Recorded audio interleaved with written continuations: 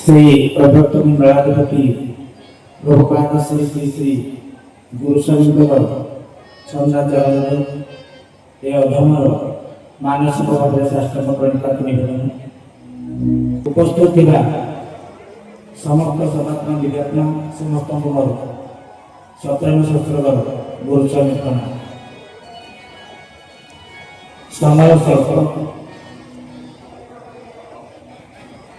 ଏ ଯେଉଁ ବିଶାଳ ଜନସମୁଦ୍ର ଲହଡ଼ି ଭାଙ୍ଗୁଛି ଏ କିଛି ଭିନ୍ନ ଧରଣର ବାର୍ତ୍ତା ନିଶ୍ଚିତ ଭାବରେ ଆପଣମାନେ ଅନୁଭବ କରିପାରୁଥିବେ। ଅପଢ଼ା ପାଠ ସବୁ ପାଠକୁ ପଢ଼ିବା ପାଇଁ ପଡ଼େ ନା, କିଛି କିଛି ଅଦେଖା ଜିନିଷ ଦେଖିଲେ ବି ବୁଝି ହେଇଯାଏ। ସବୁ ଶବ୍ଦ ବ୍ରହ୍ମକୁ ନ ଶୁଣିକିରି ଶୁଣିକିରି ତାର ଅର୍ଥ ସବୁ ନ ଜାଣିକିରି ବି କିଛି ଜିନିଷ ବୁଝା ପଡ଼ିଯାଏ ଆପେ ଆପେ। ଆଜି ଏ ପବିତ୍ର କାଙ୍କମାଳ ମାଟିର ଚତୁଃପାର୍ଶ୍ୱ ଆଜି ଯଜ୍ଞର ଯେଉଁ ଚତୁଃପାର୍ଶ୍ୱ ତାକୁ ଯଦି ଯେଉଁମାନେ ଗଭୀର ଭାବରେ ଆଜି ସମସ୍ତେ ଅବଲୋକନ କରୁଥିବେ ତାହାର ଯେଉଁ ପରିବେଶ, ଯେଉଁ ଜନସମୁଦ୍ରର ଗଭୀରତା, ଯେଉଁ ବିଶାଳତା ଆଜି କିଛି ନୂତନ ବାର୍ତ୍ତା ପ୍ରଦାନ କରୁଛି ଏ 2026 ମସିହା। ହେ ସଜ୍ଜନ ମଣ୍ଡଳୀ, ସବୁବେଳେ ଅଧମ 4 ନମ୍ବର ଦିନ ବେଳେ ମାଇକ୍ରୋ ଫୋନ୍ ଧରିଲା ବେଳେ ତାର ତଣ୍ଟିର ଅବସ୍ଥା ନଥାଏ। ତେଣୁ ଆଜି ବି ଏଭଳି ଅବସ୍ଥା ଆପଣମାନଙ୍କୁ କିଛି ବରଦାସ୍ତ କରିବା ପାଇଁ ପଡ଼ିବ। ଚତୁର୍ଯୁଗୀୟ ନାମ ଏତେ ସହଜ କଥା ନୁହଁ ଭାଇ। 4 ଯୁଗର ନାମ ଆଜି ଆମର ସେକ୍ରେଟାରୀ ଭାଇ ଯଜ୍ଞର ଯିଏ ଚିନ୍ତାମଣି ଭାଇ ତାଙ୍କ ସହିତ ଆଜି ବାର୍ତ୍ତାଳାପ ହେଉଥିଲା। ଚତୁର୍ଯୁଗୀୟ ନାମ କିଭଳି ଭାବରେ କେତେ କଷ୍ଟରେ ଆରମ୍ଭ ହୋଇଛି, ପ୍ରଭୁ ନିଜେ ନିଜର ଯଜ୍ଞ ଏବଂ ନାମ ସ୍ୱୟଂ କରେଇ ଦେଇଛନ୍ତି। ତାହା ଆପଣମାନେ ଆଶ୍ଚର୍ଯ୍ୟ ହେବେ ଯେ ଏ ପଡ଼ିଆରେ ଉପସ୍ଥିତ ନାହିଁ, ସେ କେବେ ଯେତେ କହିଲେ ବି ସେ ବୁଝିପାରିବ ନାହିଁ, ଅନୁଭବ କରିପାରିବ ନାହିଁ। ଏବଂ କାଲି ଆସନ୍ତାକାଲି ଆଉ ଗୋଟିଏ ଦୀପଲୀଳା ହେବ। ଆମେ ସମସ୍ତେ ମିଶି ପ୍ରଭୁଙ୍କର ସ୍ନାନ କରିବା, ସେ ପାଦୁକା ସ୍ନାନ। ତେଣୁ ସେଥିରେ ଆମେ ସାମିଲ ହେବା, ପରବିକ୍ଷା ଆଗରୁ ରହିଛି। ତେବେ ଆଜିକି ପ୍ରଭୁଙ୍କର ଆବର୍ତ୍ତମାନ ପରେ ପ୍ରଭୁ ଯେତେବେଳେ ପୂର୍ଣ୍ଣରୁ ଶୂନ୍ୟ ହେଲେ ସେତେବେଳେ ବିଭିନ୍ନ ସ୍ଥାନରେ ବିଭିନ୍ନ ଯାଗଯଜ୍ଞ ଲାଗି ରହିଛି। କିନ୍ତୁ ଆମର ଆଜି ଏଠାରେ ଉପସ୍ଥିତ ଅଛନ୍ତି ନା ନାହିଁ ଏଇ ସତ୍ସଙ୍ଗ ଆସରେ କହିପାରିବେନି। ମୋର ଭାଇ ଯିଏ ମନୋରଞ୍ଜନ ଭାଇ ସମ୍ବଲପୁର ଲୋକ, ତାଙ୍କୁ 11ଟି ମାଳିକା ପ୍ରାପ୍ତ ହୋଇଥିଲା। ଆଜି 9 ନମ୍ବର ଯଜ୍ଞ ପ୍ରଭୁଙ୍କର ଅଖଣ୍ଡ ଆଶୀର୍ବାଦ ଏବଂ ଆପଣମାନଙ୍କର ପୁରା ଅକୁଣ୍ଠିତ ସହଯୋଗରେ ଏ ଯଜ୍ଞ ଆଜି ଗୋଟାଏ ପରେ ଗୋଟାଏ ସାଫଲ୍ୟମଣ୍ଡିତ ହେଇ ଚାଲିଛି। ତା ଭିତରେ କେତେ କ'ଣ ଘଟଣା ଅଘଟଣ ଅନୁଭୂତି ଦିବ୍ୟାନୁଭୂତି ସେସବୁ ଆପଣମାନେ ସମସ୍ତେ ଜାଣିପାରୁଥିବେ, ଇଏ ଅନୁଭବ କରିପାରୁଥିବେ।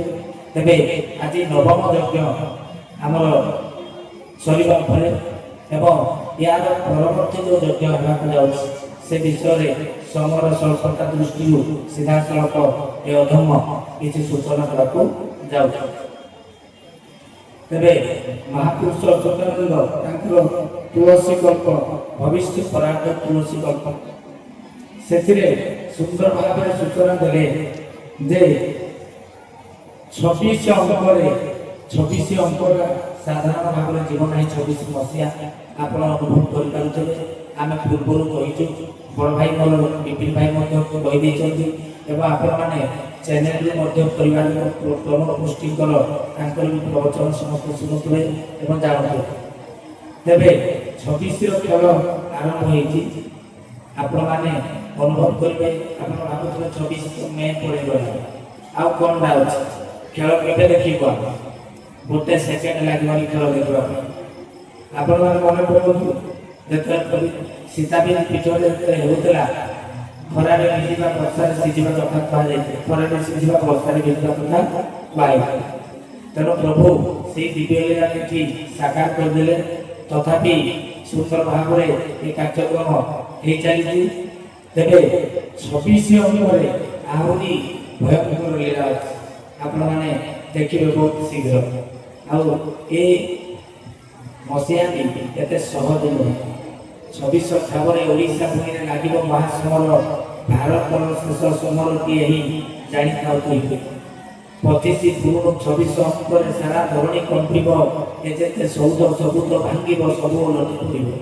কোটি কোটি জন যাଉଥିବେ କରି ଦମ୍ଭ ଭାଙ୍ଗିବ ସବୁରି ଭକ୍ତ ବଛା ବଛି ଏ ସମୟ ବୋଲି ସମୟ ଦେଲାଣି ହରି ହରି ବୋଲ ତେଣୁ ଆଜି ବହୁତ କିଛି ହେଇସାରନ୍ତାଣି ପ୍ରଭୁଙ୍କର ଏ ଯୋଉ ଯଜ୍ଞ ପ୍ରଦାନ କରୁଛନ୍ତି ଏ ଯଜ୍ଞ ବହୁତ କିଛି ପ୍ରଳୟ ମହାପ୍ରଳୟକୁ ଆଜି କାଟି ଦେଉଛି ଅଟକେଇ ରଖୁଛି ଜନଗଣଙ୍କର କଲ୍ୟାଣ ସାଧନ କରିଦେଉଛି ଏ ସଜ୍ଜନ ମଣ୍ଡଳୀ ତେଣୁ ସାବଧାନ ହେଇଯାଆନ୍ତୁ 26 ମସିହାକୁ ଏଟାକୁ ଅଙ୍ଗେ ଅଙ୍ଗେ ଆପଣମାନେ ଅନୁଭବ ସୂତ୍ରକୁ ଆଣିବେ ଆଉ ଅଳ୍ପ କିଛି ଦିନ ପରେ ସେଥିପାଇଁ ମହାପୁରୁଷ କହିଲେ ତାଙ୍କର ଯୋଉ 12 ଜଣ ପଟ ଶିଷ୍ୟ ଭିତରୁ କେତେବେଳେ ସେ ରାମଦାସକୁ ଭଣିତା କରୁଛନ୍ତି କେତେବେଳେ ବ୍ରଜ କେତେବେଳେ ଗଦାଧର ଏସବୁକୁ ସେ ଭଣିତା କରିକିରି ତାଙ୍କର ଲେଖିଛନ୍ତି ମାରିକା ସେ ପଦିଏ କଥା କହିଲେ ଶୁଣ ଶୁଣ ରାମଚନ୍ଦ୍ର ଗୋପତ ବାରତା 26 ଅଙ୍କରେ ତହୁଁ ଶୁଣ ଶୁଣ ରାମଚନ୍ଦ୍ର ଗୋପତ ମହିମା 26 ଅଙ୍କରେ ତହୁଁ ଭାଙ୍ଗିବ ଗାରିମା କଣ ଗାରିମା ଭାଙ୍ଗିବ ଜୀବକୁଳ ଥାଇ ଛାଡୁଥିବେ ଭକ୍ତ ଚେତା ଦେଇ ପ୍ରଭୁ ଆପଣେଇ ନେବେ এই যজ্ঞକୁ ଆପଣମାନେ ଗାଡ଼ି ମଟର ଧରିକି ଆସିଛନ୍ତି ଗାଡ଼ିରେ ଭାଇ ଟାଙ୍କି ତେଲ ଫୁଲ ଅଛି ତ ଗାଡ଼ିର ଟାଙ୍କିରେ ତେଲ ଫୁଲ ଅଛି ନା ନାହିଁ ଯଦି ଫୁଲ ନାହିଁ ତେବେ ଚାହିଁଲେ ବି ଆପଣ ଟାଙ୍କି ଫୁଲ କରିପାରିବେ କାରଣ ଆମେ ଆଜି ଝାରସୁଗୁଡ଼ା ମାର୍କେଟରେ ବୁଲି ବୁଲିକିରି ଏଇ ଆପଣ ପଚାରନ୍ତୁ ଆମର ପ୍ରିୟ ଗଦାଧର ଭାଇ ଏଠି ଅଛନ୍ତି ତେଲ ଯୋଗାଉଛନ୍ତି ସିଏ ଏଠି ଚାଲିଛି ସିଏ ବୋଧେ ହାରାହାରି 7-8ଟା ଟାଙ୍କି ବୁଲିଛନ୍ତି ଡିଜେଲ ପାଇନାହାନ୍ତି ଖାଲି ବ୍ଲାକରେ ଆମେ କିଣୁଛୁ ତେଣୁ ଆଜି ଗୋଟେ ଜାଗାରେ ଟାଙ୍କିରେ ତେଲ ପକେଇକି 500 ଟଙ୍କାରୁ ଅଧିକା ଦେବି ନାହିଁ କହିଲେ ବୁଝିପାରିଲେ ରେଷ୍ଟ୍ରିକେସନ ଇଏ ବି ଗୋଟେ ସୂଚନା ଆପଣ ବୁଝି ଯାଆନ୍ତୁ ବେଶୀ ସମୟ ନୁହେଁ ଭାଇ ଯୋଉ କହୁଥିଲେ ଲାଷ୍ଟ ବେଳେ ଆଗେ କୃଷିକାରୀ ବିନାଶ ହେବେ କ'ଣ କ'ଣ ଯାହା ବି କହୁଥିଲେ ତେଣୁ ସେ ସଂକେତ ମିଳିସାରିଲାଣି ଆମେ ଖାଲି ଜୀବନ ଭାବରେ ନିଜର ଆତ୍ମଗର୍ଭରେ ଦମ୍ଭ ଦେଖେଇକି ଅଛୁ ଥାଉ କିଛି ଅସୁବିଧା ନାହିଁ ସେ ସମୟ ଆସିଲେ ସବୁ ଭାଙ୍ଗିଯିବ ତେଣୁ ଜୀବକୁଳ ତ୍ରାହି ତ୍ରାହି ଡାକିବେ ବୋଲି 26 ମସିହାରେ କୁହାଯାଇଛି ଆଉ କ'ଣ କୁହାଯାଇଛି ଅଙ୍ଗ ବଙ୍ଗ କଳିଙ୍ଗରେ ଗହ ଗହ ହେବ ଅଙ୍ଗ ବଙ୍ଗ କଳିଙ୍ଗରେ ଗହ ଗହ ହେବ ରାଜା ପ୍ରଜା ମଧ୍ୟରେ କଳି ରାଜୁତି କରିବ ମୁଁ ଭାବୁଛି ଏଇଟା ବୋଧେ କିଛି ଡିଫିକଲ୍ଟ ପଦ ନୁହେଁ ବୁଝିପାରୁଥିବ ଅଙ୍ଗ ବଙ୍ଗ କଳିଙ୍ଗର କଥା ରିସେଣ୍ଟଲି ସବୁ ଚାଲିଛି ତାକୁ ବେଶୀ ବ୍ୟାଖ୍ୟା କରିବା ଉଚିତ ଆପଣମାନେ ବୁଝିଯାଆନ୍ତୁ ମାଳିକାର ଲେଖା ଗୋଟିଏ ବିନ୍ଦୁ ବି ଏକର ସେକର ହେବ ନାହିଁ ତେଣୁ ଆପଣମାନେ ଜାଣି ରଖନ୍ତୁ ଆଗକୁ କ'ଣ ଭାବରେ ଅଛି ତେଣୁକରି ମହାପୁରୁଷ ଆଉ ଗୋଟିଏ କଥା ସୁନ୍ଦର ଭାବରେ କହିଲେ ଧନୁ 5 ଦିନ ଅଶ୍ୱିନୀ ପ୍ରମାଣ ମକ୍ଷ ଏକାଦଶୀ ଗୁଣ ମିଥୁନରେ ସମ ଜ୍ଞାନୀ ବୁଦ୍ଧିବାନ ପୂର୍ଣ୍ଣିମା ସଂଯୋଗ ଦ୍ୱାରା ମୁଁ ଏଇଟା ବେଶୀ ବ୍ୟାଖ୍ୟା କରିବି ନାହିଁ ବେଶୀ ବ୍ୟାଖ୍ୟା କଲେ ସ୍ମରଣିକା 20 ଟଙ୍କା ଇନକମ୍ ହେବ ନାହିଁ ସୋନପୁରରୁ ବୁଝିପାରିଲେ ତେଣୁକରି ଏହି ସଜ୍ଜନ ମଣ୍ଡଳୀ ସେଥିପାଇଁ ଧନୁ 5 ଦିନ ଭୋଗ ହୋଇଥିବ ଅଶ୍ୱିନୀ ନକ୍ଷତ୍ର ପଡ଼ିଥିବ ମୋକ୍ଷଦା ଏକାଦଶୀ ଦିନ ଆପଣମାନେ ଆଜି ଯେଉଁ 9ଟି ଯଜ୍ଞ ମାଳିକା ଅନୁସାରେ ହେବାକୁ ଯାଇଛି ହେଉଅଛି ପୁଣି 10 ନମ୍ବର ଯଜ୍ଞ ଆପଣମାନେ ଦେଖିବାକୁ ପାଇବେ ଆଗାମୀ ସମୟରେ ପାତାଳି ଶ୍ରୀକ୍ଷେତ୍ର ଯବନମାନଙ୍କ ଭୟରେ ସ୍ୱୟଂ ଜଗନ୍ନାଥ ଜଗନ୍ନାଥଙ୍କୁ ଯେଉଁଠି ପାତାଳି କରିକି ରଖାହେଇଥିଲା ସେହି ପବିତ୍ର ମାଟିରେ ଆପଣମାନେ ବୃହସ୍ପତିବାର ହୋଇଥିବାର ପାତାଳି ଶ୍ରୀକ୍ଷେତ୍ର ସ୍ଥାନ 2 ଦଶରଖି 2 13 ବିନ୍ଦୁରେ କର ବସାନ ମୁଁ ତ ଆଜ୍ଞା ମୂର୍ଖ ଲୋକ ଜାଣିନି ଆପଣମାନେ ବ୍ୟାଖ୍ୟା କରନ୍ତୁ 2 ଦଶରଖି 2 13 ବିନ୍ଦୁରେ କର ବସାନ ମାନେ କେତେ ମସିହା ହେଲା କୁହନ୍ତୁ 2 10 20 2 13 ରଖି 2 13 ହେଲା 26 2026 ମସିହାରେ ଧନୁ 5 ଦିନ ଅଶ୍ୱିନୀ ନକ୍ଷତ୍ର ଭୋଗ ହେଉଥିବ ମୋକ୍ଷଦା ଏକାଦଶୀ ଦିନ ଯଜ୍ଞର କଳସ ଯାତ୍ରା ଆରମ୍ଭ ଏବଂ ପୂର୍ଣ୍ଣିମା ତିଥିରେ ଆପଣମାନେ ଗୋଟେ ସୁନ୍ଦର ଯଜ୍ଞ ସମାପ୍ତ ହେବ ସୃଷ୍ଟିର ପ୍ରକ୍ରିୟା ସହିତ ସଂଲଗ୍ନ 10 ନମ୍ବର ଯଜ୍ଞ ଶେଷ ହେବାକୁ ଯିବ ତେଣୁ ବୃହସ୍ପତି ଭାବ ଦିବସ ପଡ଼ିଥିବ ଭାଇ ଓ ଭଉଣୀମାନେ ତେବେ ଗୋଟିଏ କଥା ସୂଚନା ଦେଇ ବାରୀକୁ ବିରାମ ଦେବା। ତେବେ ଜଗନ୍ନାଥ ପାତାଳି ହେଇଥିଲେ କ'ଣ ପାଇଁ? କଳା ପାହାଡ଼ ଆକ୍ରମଣ କଲା, ହଁ କି ନାହିଁ ଭାଇ? ହଁ କି ନାହିଁ? ହଁ, କଳା ପାହାଡ଼ ଆକ୍ରମଣ ଭୟରେ ଜଗନ୍ନାଥ ପାତାଳି ହେଇଗଲେ। ଜଗନ୍ନାଥ ମହାପ୍ରଭୁ କେତେ ଡରା ନୁହେଁ, କେତେ ଡର ପଳାଛି। କଳା ପାହାଡ଼ ଆକ୍ରମଣ କରିଦେଲା ବୋଲି ଜଗନ୍ନାଥ ମହାପ୍ରଭୁ ଥରହର ହେଇକି ପାତାଳ ପୁରକୁ ବସି ଯାଇକି ନିଜକୁ ଲୁଚିକିରି ସେ ରହିବ। ଜଗତର ନାଥ ଜଗନ୍ନାଥ, ହଁ କି ନାହିଁ? ଇତିହାସ ପଢୁଥିବା ବ୍ୟକ୍ତିମାନେ ଏ କଥା କହିବେ, ଯିଏ ଜଗତର ନାଥ ଜଗନ୍ନାଥ ସିଏ ଡରିକିରି ପାତାଳକୁ ଯିବ, ଜଗନ୍ନାଥଙ୍କୁ କଳା ପାହାଡ଼କୁ। ତେବେ ଭାଇ ଭଉଣୀମାନେ ମହାପୁରୁଷ କହିଦେଲେ ଅଲଗା କଥା, କହିଲେ ଜଗନର ଭୟ ନୁହେଁ ରେ ବରଜ, ଲୀଳା କରତା ଶ୍ରୀ ହରି, ତିନି ପାଦ ପାଇଁ ବନ୍ଧା ଜଗନ୍ନାଥ, ନିଜେ ସାଜି ପ୍ରହରୀ। ଜଗନ ଭୟରେ ପ୍ରଭୁ ଯାଇକି ଲୁଚି ପାତାଳି ହେଇଗଲେ, ପାତାଳି ଶ୍ରୀକ୍ଷେତ୍ର। ତିନି ପାଦ ପାଇଁ ବନ୍ଧା ହେଇଗଲେ ପ୍ରଭୁ ମୋର। ବଳିକୁ ତୃତୀୟ ପାଦରେ ଚୁକିଲେ ଭକ୍ତ ଶିରୋମଣି ବଳି, ତାର ଆକୁଳ ନିବେଦନରେ ନିଜେ ଭଗବାନ ବନ୍ଧା ପଡ଼ିଗଲେ। ତେଣୁ ପାତାଳ ପୁରକୁ ଆହୁରି ଅନେକ ରହସ୍ୟମୟ କଥା ଅଲଗା ସମୟରେ ଯଦି ମଞ୍ଚ ମିଳେ ତେବେ ଆପଣମାନେ ଶୁଣିବାକୁ ପାଇବେ।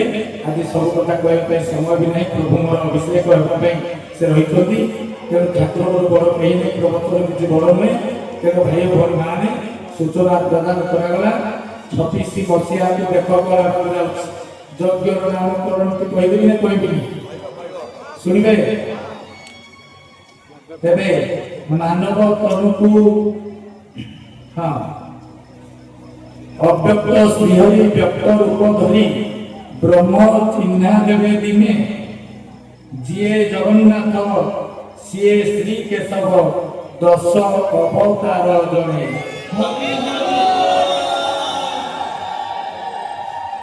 এই হরিবলা করছে ঝারসুগুড়াটি সম্বলপুর পৌঁছবার ଥିଲା, বুঝিপারে? তেণু যজ্ঞর নামকরণ হচ্ছে অব্যক্ত ব্যক্ত অব্যক্ত ব্যক্ত ব্রহ্ম যজ্ঞ, বুঝিপারে? তবে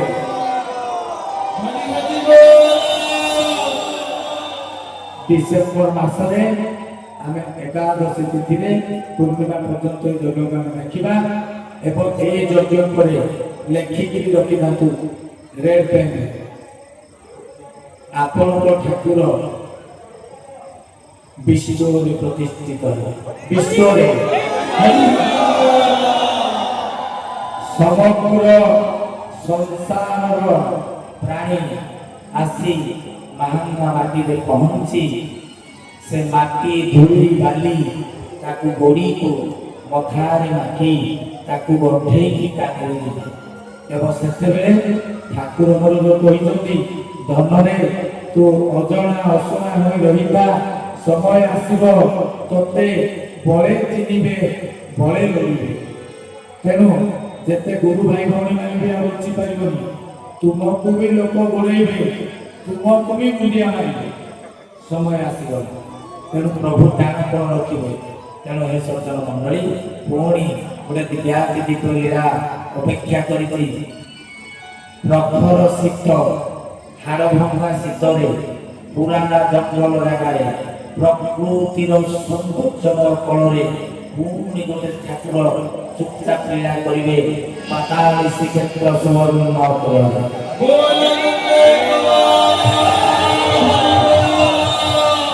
समस्त गुरु स्वामी प्रणाम।